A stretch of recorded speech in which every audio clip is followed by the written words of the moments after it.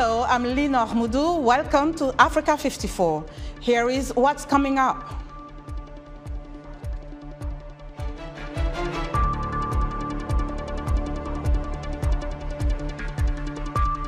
Israel and Hamas, at least 1,600 people have been killed and thousands more have been injured. Liberians are voting Tuesday in a presidential election where George Weah seeks a second term in a rematch with his main challenger from 2017. The International Monetary Fund and the World Bank hold annual meetings in Marrakech, Morocco, for the first time in 50 years. All this and much more coming up on today's Africa 54.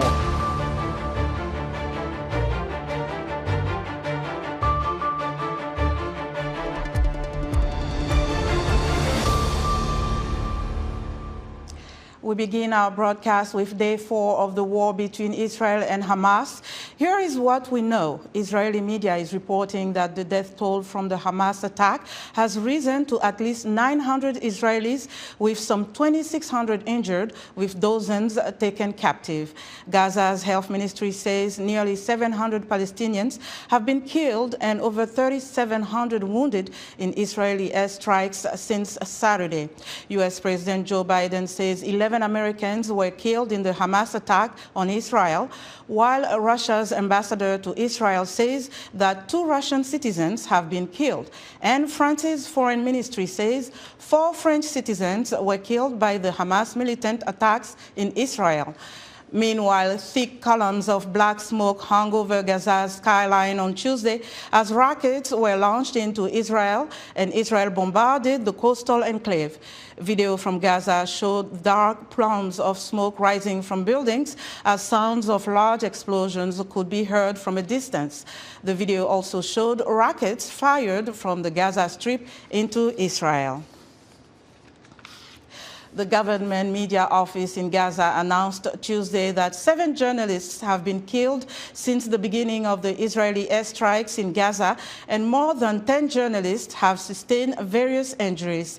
Israel has announced a complete siege of Gaza, meaning it will cut off food, water, and electricity.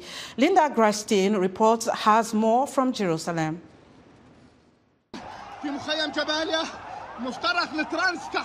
Palestinian health officials said several dozen Palestinians, including women and children, were killed in an Israeli airstrike on the Jabalia refugee camp Monday in Gaza. The health officials said more than 500 people had been killed and 120,000 had fled their homes to schools and other areas of Gaza. More than 4 homes in the Al-Trans area in Jabalia were destroyed without warning. More than 50 or 60 martyrs, a lot of casualties, unbelievable devastation. Oh my God, they are pulling out people now. Oh my God. In Israel, the country remains in shock over the largest death toll in 50 years. The bodies of more than 260 young music festival goers were discovered Sunday. Hamas gunmen kidnapped more than 130 Israelis, many from the festival, and took them to Gaza.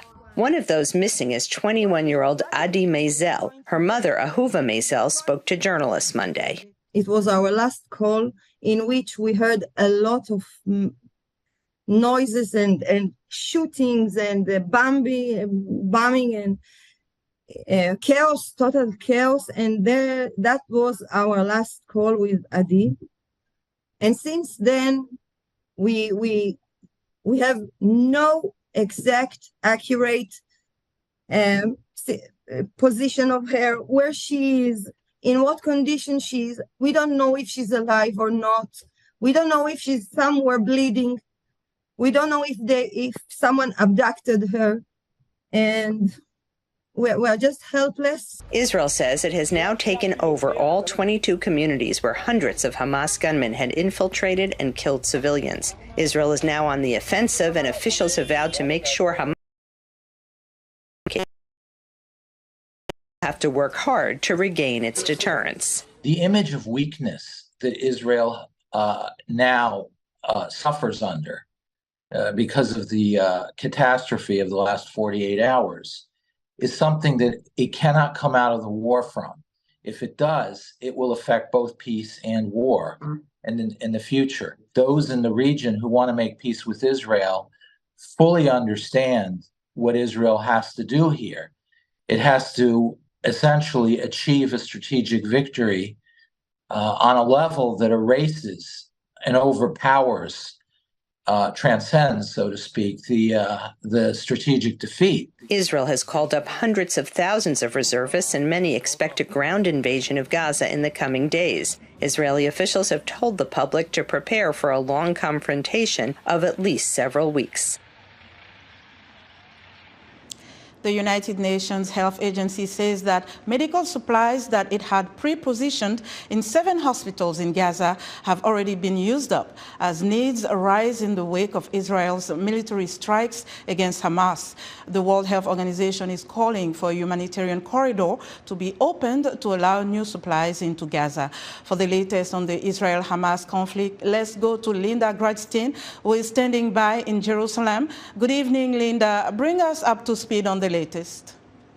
Well, the latest is, first of all, there's some concern about a second front being opened up because several missiles and an anti-tank rocket were fired from the border, across the border in Lebanon, and Israel responded with artillery fire. Now, of course, Lebanon, that means Hezbollah, the pro-Iranian militia in southern Lebanon.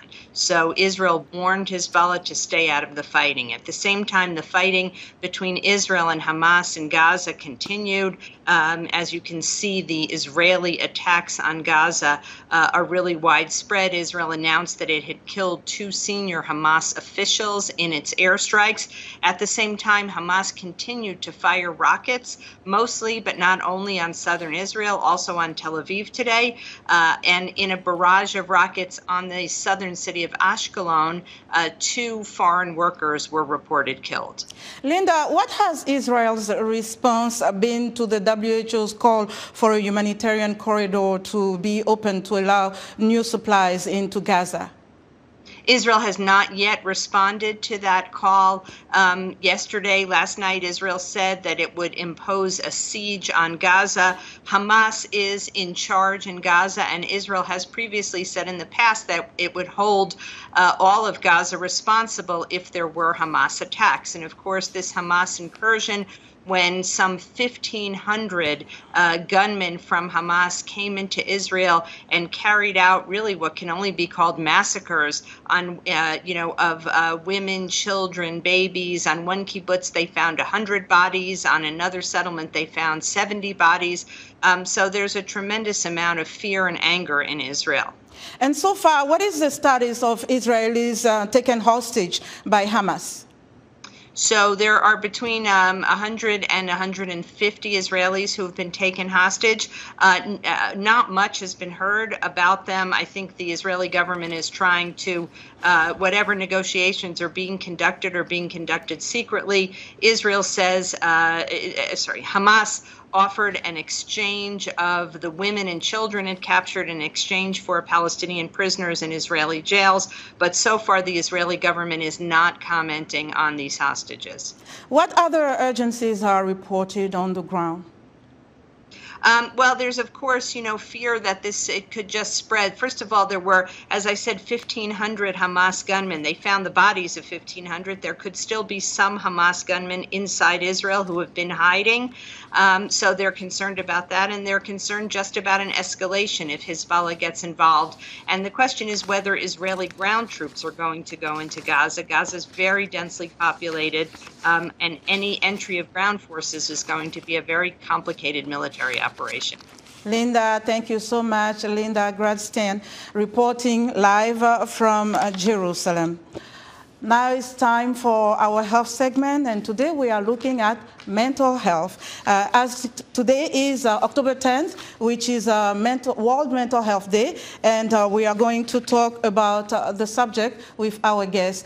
As I said, October 10th is World Mental Health Day. Mental health impacts our thoughts, emotions, behaviors, and ability to cope with stress, interact with others, and make decisions. Mental health encompasses our emotional, psychological, and social well-being. For more insight, I'm joined by Rolly Andrews. He's the Executive Director of the American Psychiatric Association Foundation. Mr. Andrews, thank you so much for joining us today. Talk to us first about the significance of World Mental Health Day. So the theme for this year's World Mental Health Day is mental health is a universal human right. And what we believe that means is that everybody at any age or at any stage is entitled to affordable, quality mental health care at the same level that they access physical health care. Why do people often hesitate to seek treatment? Well, for thousands of years, humanity has not understood how to deal with individuals who are struggling with mental health conditions. And what we found during the pandemic, the global pandemic, is that people had a chance to sit with themselves and their families, and they were seeing and hearing things maybe they had not paid attention to before, particularly our youth and our young adults. And so we think there are three primary barriers to why people haven't engaged in mental health care services and supports. That is cost, comfort, and connectivity to the system. So they don't understand how to navigate the payment system, primarily because we have health insurers who don't reimburse physicians for mental health at the same level they do for physical health. We know that people get stuck on stigma when it comes to comfort, and we have outlawed the term stigma at APA and the foundation. So we don't deal with a stigma because it's not an action word. We deal with cost, comfort, and connectivity through fear, shame, and discrimination. Because if you're afraid of something, we can help you with that. If you have shame or embarrassment, we can find a way to support you in that. And if somebody is marginalized, or if somebody is discriminated against because they have a mental health condition, we know we can get you some help for that.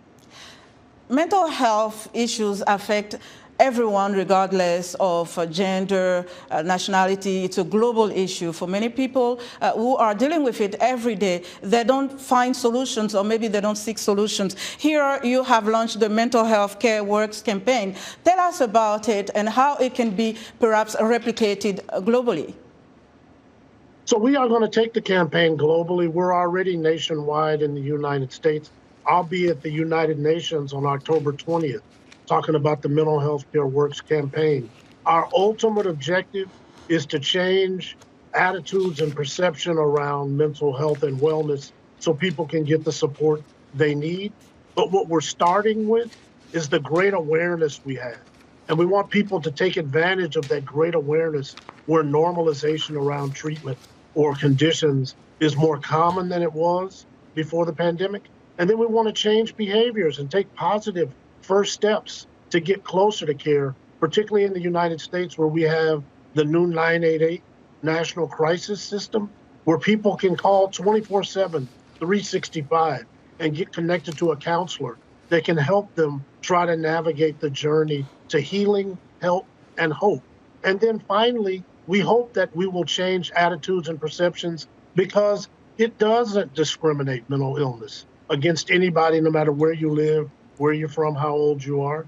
And so because we all have mental health and we all have mental health needs, we need to just make that a part of our regular operation to be whole and well, no matter where we are, no matter who we love, no matter what we're doing, where we live, learn, work, worship, and play. Okay. Raleigh Andrews Jr., thank you so much. We appreciate your time. That was Raleigh Andrews Jr. is the Executive Director of the American Psychiatric Association Foundation. The United States is officially designating the military takeover in Niger as a coup d'etat, a decision that cripples U.S. military aid and coordination with a country the Pentagon has called a critical counterterrorism partner in the region. Senior administration officials told reporters Wednesday the U.S. is taking this action because they had exhausted all available avenues to preserve constitutional order in Niger. Liberians are voting Tuesday in a general election where President George Weah is seeking a second term after 6 years in office marked by corruption allegations and economic hardship. Around 2.4 million people are eligible to vote at a polling station in southern Monrovia where Weah casted his ballot. Eager voters started queuing up hours before it officially opened. The Electoral Commission is likely to begin releasing provisional results on Wednesday. To avoid a runoff, the winner must secure 50% of the votes cast, plus at least one more vote. For more on Tuesday's presidential poll, let's go to reporter Senanu Tord, live in Monrovia. Good evening, Senanu. Tell us more about today's voting. All right, so voting started early at most of the polling stations in Monrovia, where I have been. And contrary to what people were worried about, which was the fact that this is the first time the Liberian Electoral Commission is running an election by itself. And so there were concerns of it's not being capable of handling this without international partners. But everything has been smooth, it has been timely, and everyone has been able to cast their votes according to the procedure that was set in place. One of the biggest challenges ahead of the procedure was the introduction of a biometric system during the registration of the electoral voter system. But the voting system actually took away the biometric verification system and went back to the old system they were used to, and everything has gone on smoothly. The only challenge has been the fact that some places have been very, very slow, and people have been disgruntled by that. But outside of that, everybody has been confident, has been happy and excited about the procedure and the process so far. This is a fairly contested election. Are people confident in a free and fair process this time? So speaking with all the people I've met along the polling stations in Monrovia, everyone who's casted their vote said they are very confident in the procedure, and then they trust that everything is going to be free and fair based on what they have observed. The challenge, however, is the counting is yet to begin, so some people have raised concerns about whether the counting process would be free and fair as the electoral process has been so far. So we wait to see how the counting goes, but I think people's confidence have been sort of like improved, or people now have a lot of confidence in the system, trusting that it's going to be free and fair. But we wait to see what is going to happen during the counting process. The Electoral Commission chair actually has assured citizens that everything is going to be free and fair. The challenge or the distrust came from the fact that the current sitting government appointed most of the board members of the Electoral Commission. But the Electoral Commission chair said that yesterday, she said that they held a senator election about 2 years ago where the incumbents lost a lot of seats. So clearly they don't have any bias towards the incumbents. They would reflect whatever the people vote for. And that is some sort of confidence they have assured, or they have tried to guarantee in the entire process. Thanks, Senanu. Thank you so much for joining us. Senanu Tord reporting live from Monrovia in Liberia, rather. Now, a photograph of a father, mother, and the 3 children caught in the crossfire following Hamas's surprise attack against Israel has been circulating online. The family was killed over the weekend when the Palestinian militant group entered their safe room located near the Gaza-Israel border, where they were sheltering. Earlier, I spoke to Dor Pundak, a friend of the family who was in contact moments before they went silent. I'm not sure that killed is the right term to use in this case. I would probably use the murdered or butchered or anything that would better phrase this unexplainable and incredible act of inhumane violence. I've known Jonathan, John, and Tamar's wife for about 10 years. As it happened in many other villages as well, Hamas terrorists just walked from house to house, breaking into innocent people, peaceful people, houses, and just shooting at anyone they saw. That Saturday morning, I texted him. He told me. I asked him for a quick update. He told me we're in the safe room. We're okay. I asked him if he's armed by chance. Not that would help him against the dozens of blood-seeking people that broke in. He told me he wasn't, and the last thing that I wrote him was just wishing them to stay safe and be strong. The following day, I got a confirmation that they were killed, and actually just shortly before this interview, I discovered what actually happened. They set the house on fire. Oh.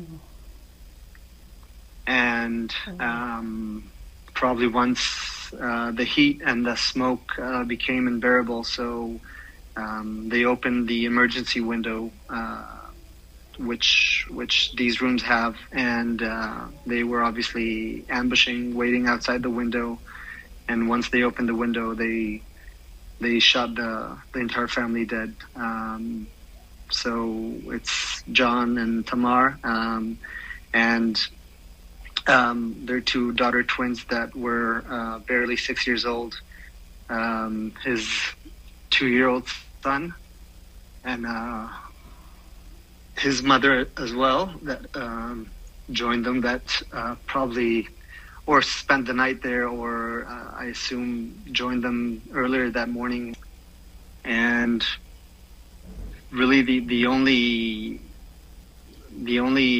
condolence that I try to find in this horrific story is that they were at least all together when this happened.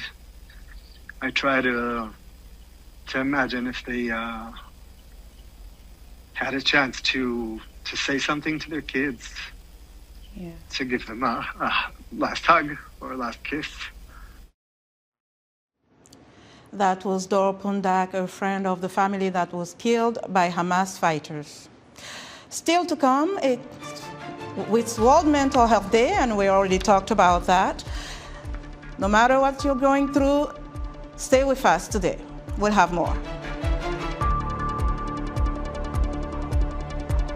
This week on Straight Talk Africa. War erupts in the Middle East as Hamas attacks Israel by air, land and sea. Hamas rockets rain down on Israel, spreading death and destruction. Israel fiercely retaliated by declaring war on Hamas and launching an aerial bombardment on Gaza. What does this mean for the balance of power in the region and the world?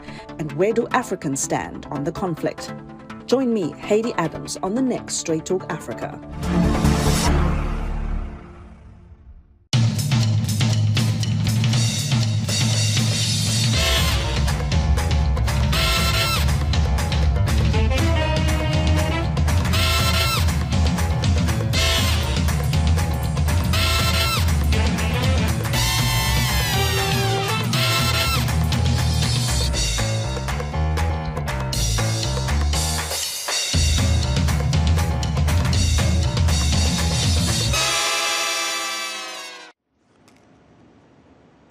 In other news, the French military says it has begun withdrawing its troops from Niger Tuesday after being ordered out of the country by the coup leaders that ousted President Mohamed Bazoum in July.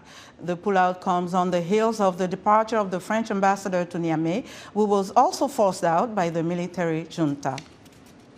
The Bill and Melinda Gates Foundation has announced a $40 million investment to help several African manufacturers produce new messenger RNA vaccines on the continent, where people were last in line to receive shots during the COVID-19 pandemic. And a Kenyan court is temporarily suspending a government plan to send police to Haiti on a UN-backed mission that aims to restore calm to the gang-infested Caribbean nation. A Nairobi court granted an interim injunction Monday in a case brought by opposition politicians who argued the deployment was unconstitutional as it was not backed by any law or treaty. Now, the International Monetary Fund and the World Bank are holding annual meetings in Marrakech, Morocco, for the first time in 50 years as they face a growing chorus of criticism that poorer nations are underrepresented at the two institutions. For more perspective, VOA's Paul Ndiho spoke to Ghazi Ben Hamed, founder of the Mediterranean Development Initiative, a Tunisia-based think tank. IMF, World Bank has changed the way they are tackling problems in our region or in the south. There is a political willingness to give more comfort for countries in the south and more initiative and more like having this discussion equal to equal. These countries have been arguing that whenever they get loans from these institutions, especially the IMF, the interest rates are so high compared to developing nations. So the argument has always been something that is relatively fair to all. Is this something that can be accomplished in these meetings taking place in Morocco? Well, you know, that's a very good point, Paul, because as you know, the interest rate translate the risk of the country. Let me give you an example about Tunisia. Tunisia is in dire need of money, international financial help. So they went to Afreximbank, and the interest rate was 10.24%, which is pretty much high.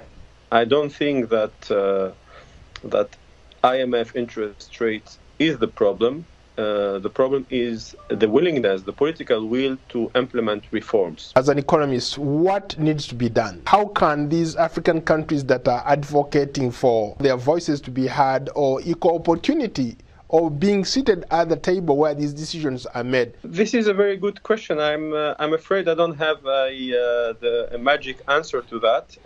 Let me tell you that I've been for a long time advocating for free trade and regional integration in Africa. We have a great opportunity with the African Continental Free Trade Agreement that could allow African countries to look for additional trade instead of additional financial aid.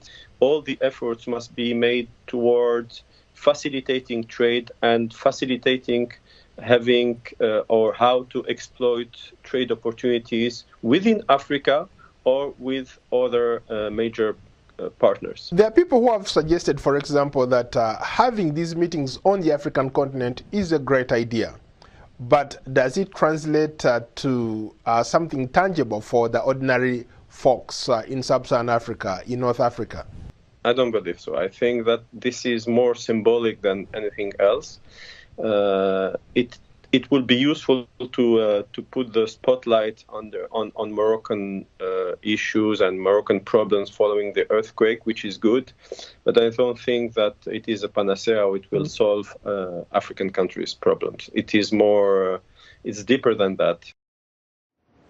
That was Ghazi Ben Hamed, founder of Mediterranean Development Initiative, a Tunis-based think tank, speaking to VOA's Paul Ndiho. And that's our show for today. Be sure to watch Africa 54 on our website at voaafrica.com. From all of us here in Washington, thanks for watching.